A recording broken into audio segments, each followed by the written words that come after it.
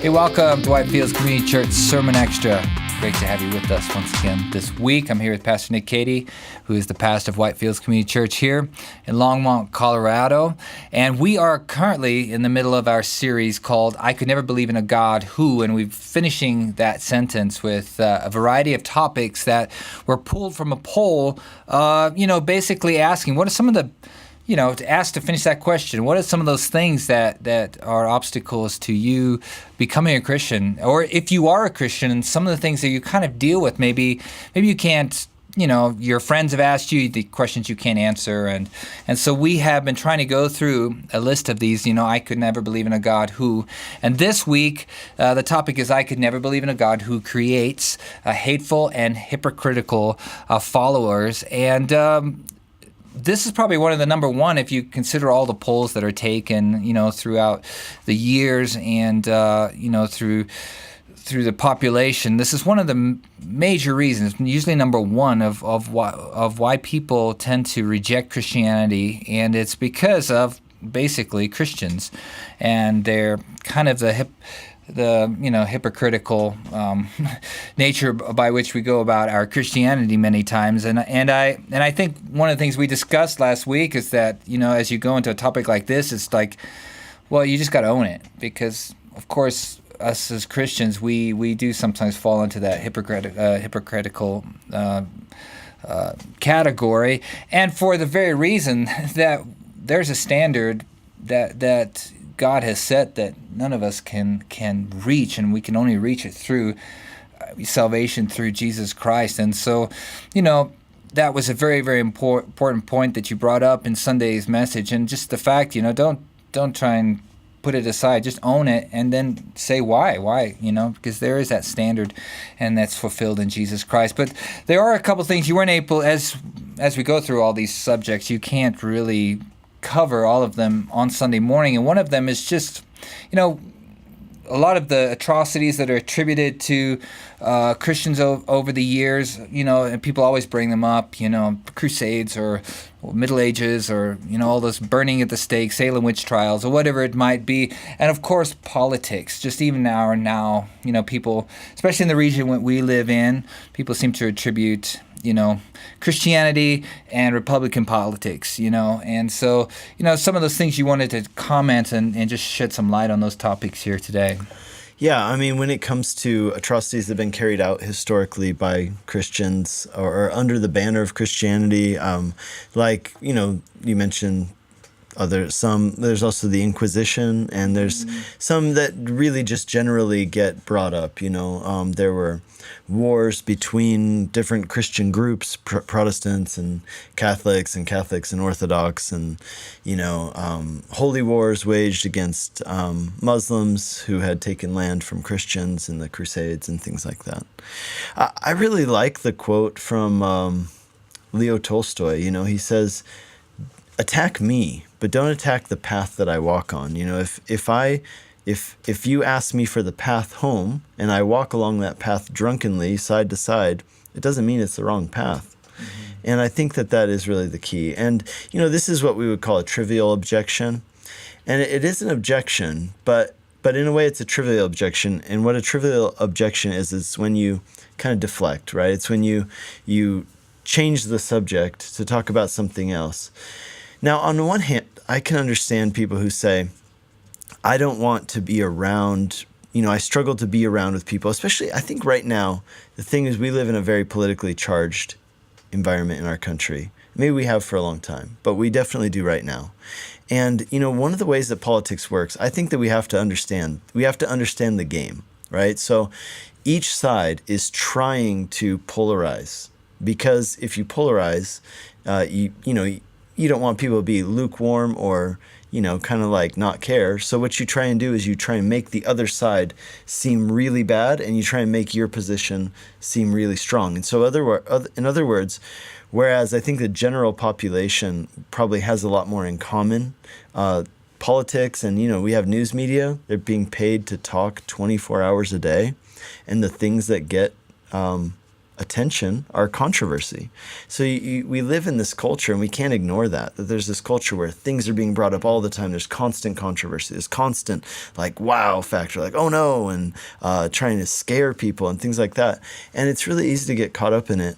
And I think that it is. I think that Christians we're called to be a prophetic voice in the world. And what that means is that when it comes to politics, we have our own politics, right? And we're not dictated. And remember that the Christian community isn't just located here in the United States of America, right? So and our politics of our kingdom extend beyond the borders of our country. So they're international in all over the world. People who are Christians champion these values. And sometimes one party will get some right, and sometimes another party will get others right, but neither of them are getting them all right at the same time, because neither of them have the same purpose and goal that we do as Christians as part of the kingdom of God. So I think it is, one of the things I often say on the radio is that I want to be known for one controversy, and that is the controversy of the gospel. And I think that I would encourage all Christians to have that same opinion, that if I'm going to be known for, if I'm going to align myself with any kind of politics, I'm going to align myself with the politics of the kingdom of God. I'm going to align myself with the controversy of the gospel. And everything else is just distraction from what I really exist to accomplish and seek after and what I'm called to pursue. Yeah, definitely. It reminds me of one of my favorite artists, Michael Card, I think it was either a book or a song he called "The Scandal of Grace." We want to be known for that controversy of God's grace and the fact that it's available to all men and all women, no matter where you're from, what you've done, and that's just mind-blowing. It's found in Jesus Christ, and not be caught up in the politics of our world, but be caught up in the politics of heaven and what God values. And so now definitely it's a great subject that we can. It's a difficult one because it's something that's thrown at you immediately. Well, all Christians are hypocrites, and it's sometimes difficult for people to get past that. They just kind of can be dumbfounded with that thrown, especially by an aggressive person. Yeah. But own it. If you're watching this, don't try and necessarily deflect. Own the fact, yes, I fall flat, but God lifts me up, and He has set a standard.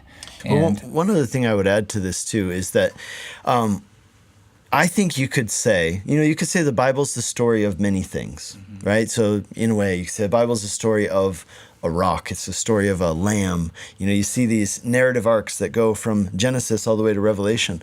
Well, I think one of the most intriguing things that you can say the Bible is a story of, you can say the Bible is a story of the use of power. And if you look in the beginning, how did God use His power? God used His power to give life and to create and to bless. And then people use their power. Satan used his power, by the way, to lead a rebellion against God. And then he used his power to lead people into temptation.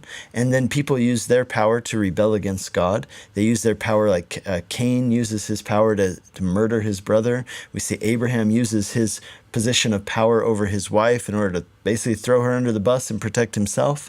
You go through the whole Bible, and what you see over and over is people using power either in the way that God designed it to be used or not. And you could say this, that sin is essentially a misuse of power in almost every case. It's a misuse of our own autonomy. It's a misuse of, if I use my power to hurt somebody else, it's a misuse of power. That's sin. And then what we see in the New Testament is that Jesus comes and He's resetting the balance of power, right? He tells His disciples, in the world, people domineer, people reign over each other and treat each other badly as rulers, but it will not be so among you, though the person who will be the greatest among you will be the servant of all. And He said, the Son of Man did not come to be served, but to serve and give His life as a ransom for many. And what you're seeing here is Jesus flipping how and resetting how power is meant to be used. And you see that, you can follow the whole thing throughout the Bible.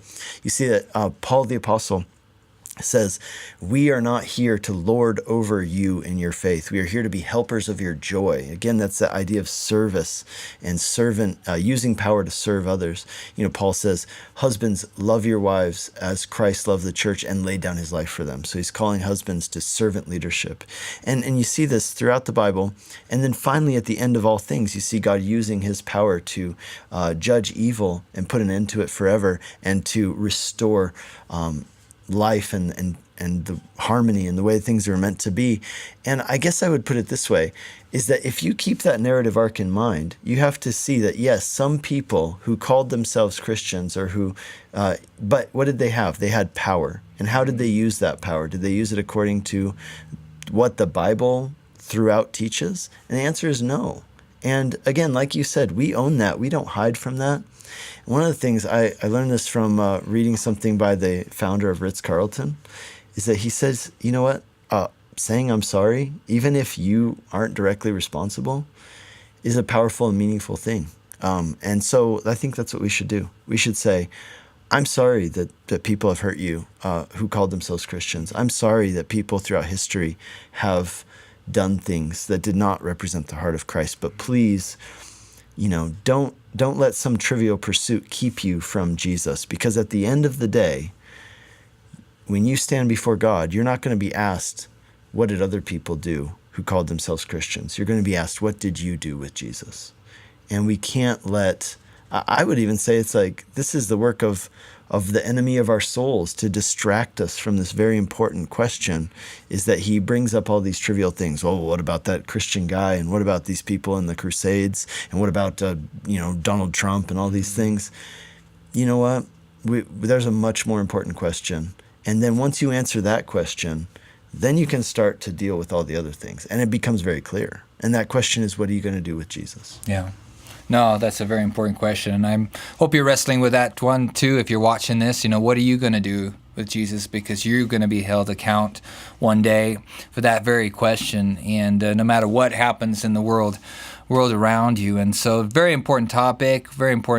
We just encourage you to dig deeper into it. If you didn't hear the message on Sunday morning, whitefieldschurch.com, you can download it there and give it a listen, share it with your friends. Just very important as we're going through these subjects, feel free to just share them. We value your questions and your comments, and we're on Facebook, Instagram, ring that bell on YouTube. You'll find us up there as well. We look forward to seeing you again next week. God bless.